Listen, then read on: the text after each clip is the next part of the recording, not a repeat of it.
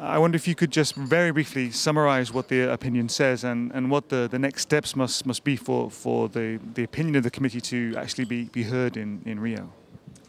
I think the most important thing is that the local and the regional level must have a stronger voice in Rio +20. We can see that when we had the Rio Conference 92, what came out of that was the road to Kyoto Protocol and biodiversity, but maybe the most important was the Agenda 21 that just went into the cities, to the citizen and the NGOs, and all these started to work with sustainability. That is a very important part of it. And now we have had the Copenhagen meeting, where we had the meeting of mayors saying that the cities, the local regions on the local level, we can really make a very important change, making sustainability a reality. We must be the driving force for that.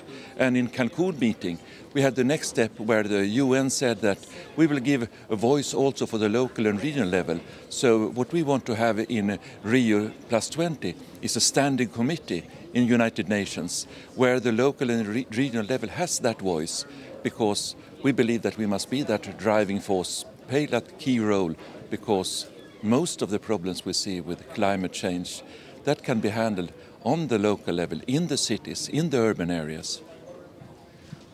So what do Europe's cities need to do to make sure that Europe's leaders who will be negotiating or taking part in the discussions in Rio actually take this message on board? For instance, working with the Covenant of Mayors, where we share experience, where we show the leading cities on different parts, in transportation, making mobility more sustainable, or taking care of the waste in a better way, or how we are taking care and retrofitting our buildings. These showcases are very important, because the negotiations on the national level, that will always end up in which nations can do the most and which can't do so much. So the level will be quite low. So in that case, it's very important to have these cities as a forerunners, showing others this is possible. This can even be made in a very economic, sensible way. And of course, it's very important to start the discussion of beyond GDP. And how we calculate with all the costs that come if you are using too much natural resources, the cost to have balance in how much you take out from nature, from that capital that nature all the time creates, and if you're taking off just as much as you should take out of it. Yes, the committee has yesterday, in fact, adopted its opinion on roadmap towards resource efficiency, and today will adopt its opinion on the Durban climate change talks at the end of the year, which you'll be attending, as well as the Rio conference on behalf of the Committee of the Regions within the European Union delegation. What will be your message there? What will you try to achieve? The most important thing is that to show how cities can work. How cities can work with, for instance, things like waste, making waste recyclable.